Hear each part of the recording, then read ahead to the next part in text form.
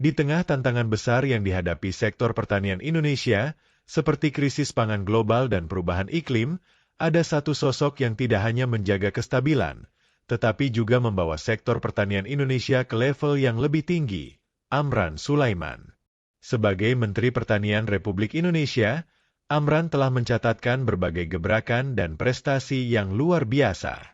Mulai dari pencapaian swasembada pangan, meningkatkan kesejahteraan petani, hingga mendorong transformasi digital di dunia pertanian, setiap langkah yang diambilnya penuh dengan inovasi.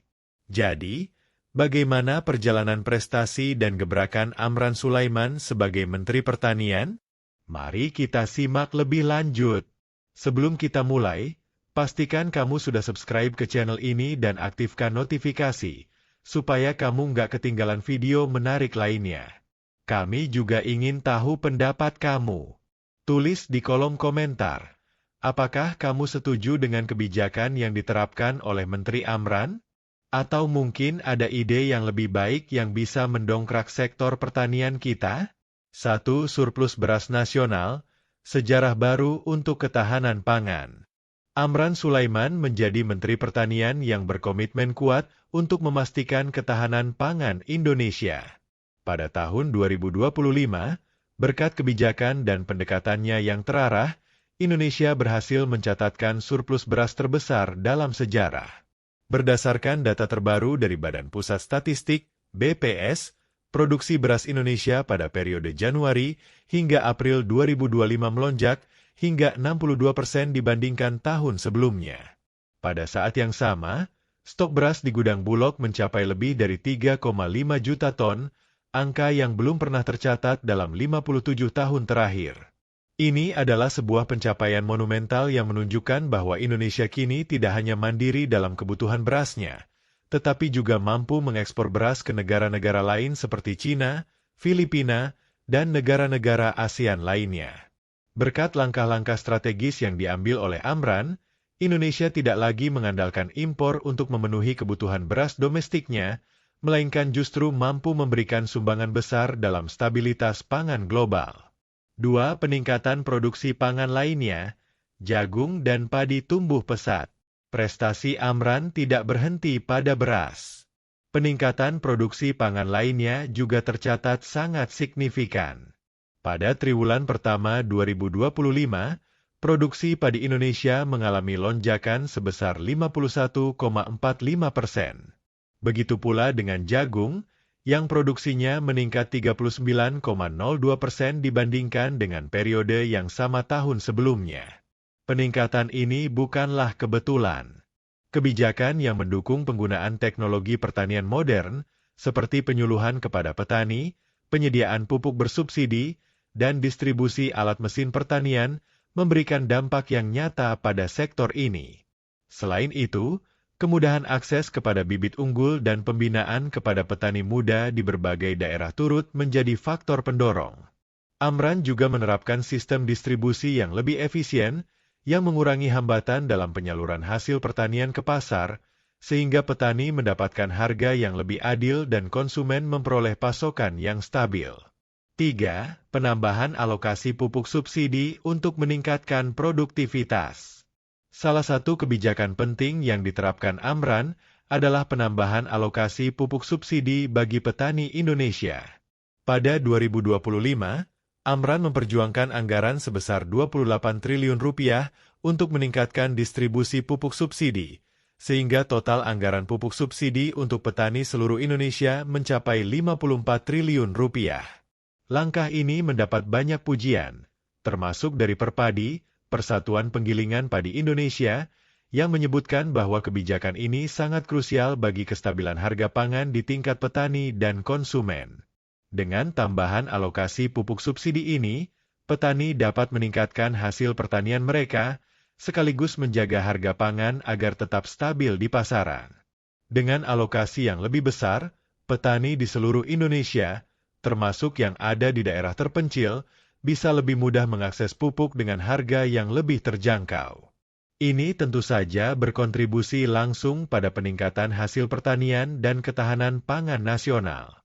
4. Harga gabah petani yang adil, kebijakan yang melindungi kesejahteraan petani. Amran juga tidak mengabaikan kesejahteraan petani sebagai dasar pembangunan sektor pertanian.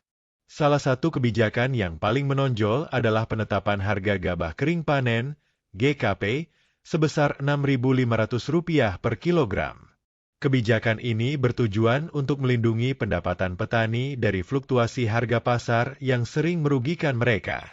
Dengan harga gabah yang lebih tinggi dan stabil, petani tidak hanya mendapatkan keuntungan yang lebih baik, tetapi juga termotivasi untuk meningkatkan produksi mereka. Kebijakan ini juga diharapkan dapat meminimalisir praktik mafia pangan yang seringkali membuat petani berada di posisi yang tidak menguntungkan. 5. Transformasi pertanian tradisional ke pertanian modern.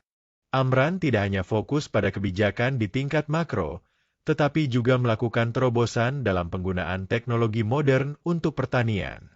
Salah satu kebijakan yang dia perkenalkan adalah pemanfaatan alat dan mesin pertanian, Al-Sintan, yang modern. Ini penting karena selama ini pertanian Indonesia banyak mengandalkan metode tradisional yang memerlukan waktu dan tenaga kerja yang banyak. Dengan pemanfaatan Al-Sintan seperti traktor dan mesin pemanen, petani bisa bekerja lebih efisien dan meningkatkan produktivitas mereka. Pemerintah pun mendukung pengadaan Al-Sintan di seluruh daerah, yang akhirnya dapat mengurangi ketergantungan petani pada tenaga kerja manual. Tidak hanya itu, Amran juga mendorong digitalisasi pertanian, dengan pengembangan aplikasi yang membantu petani mengelola lahan mereka secara lebih efektif, serta memantau kondisi tanaman dan cuaca dengan menggunakan teknologi IoT dan Big Data. 6. Penghargaan internasional dan pengakuan atas kinerja. Kerja keras Amran tidak hanya diakui di dalam negeri, tetapi juga oleh lembaga internasional. Pada tahun 2016, Organisasi Pangan dan Pertanian Dunia, FAO, memberikan penghargaan kepada Indonesia karena berhasil mencapai swasembada beras.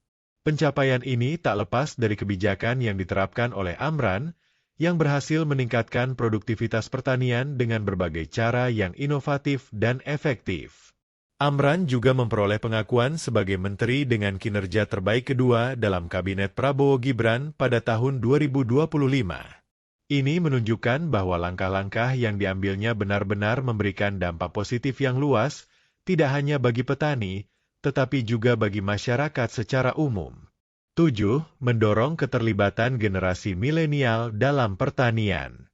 Salah satu tantangan terbesar yang dihadapi sektor pertanian Indonesia adalah rendahnya minat generasi muda untuk terjun ke dunia pertanian.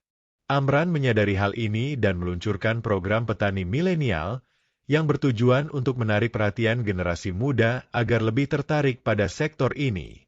Program ini tidak hanya mencakup pelatihan dan penyuluhan, tetapi juga menyediakan berbagai fasilitas untuk membantu para petani milenial memulai usaha mereka, seperti bantuan modal, akses ke teknologi modern, dan jaringan pasar yang lebih luas.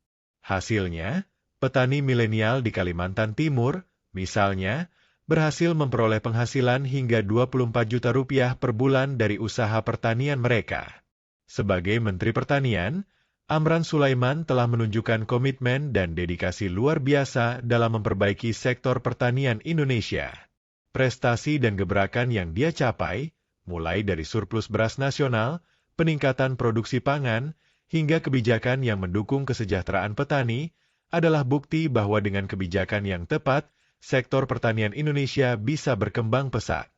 Tidak hanya itu, Amran juga sukses mentransformasi sektor pertanian yang sebelumnya lebih mengandalkan metode tradisional menjadi pertanian modern yang lebih efisien, berkelanjutan, dan mampu menghadapi tantangan global. Tak heran jika Amran mendapatkan penghargaan internasional dan pengakuan atas kinerjanya. Dengan prestasi-prestasi yang telah dicapainya, Amran Sulaiman membuktikan bahwa sektor pertanian Indonesia bisa menjadi pilar utama ketahanan pangan dan ekonomi negara. Jika kamu terinspirasi dengan pencapaian Menteri Amran Sulaiman, jangan lupa untuk subscribe dan aktifkan notifikasi agar kamu selalu mendapatkan informasi terbaru tentang prestasi dan gebrakan lainnya. Tulis juga pendapat kamu di kolom komentar. Apa yang kamu pikirkan tentang kebijakan yang telah diterapkan oleh Menteri Amran? Terima kasih sudah menyaksikan video ini. Sampai jumpa di video selanjutnya dengan informasi menarik lainnya.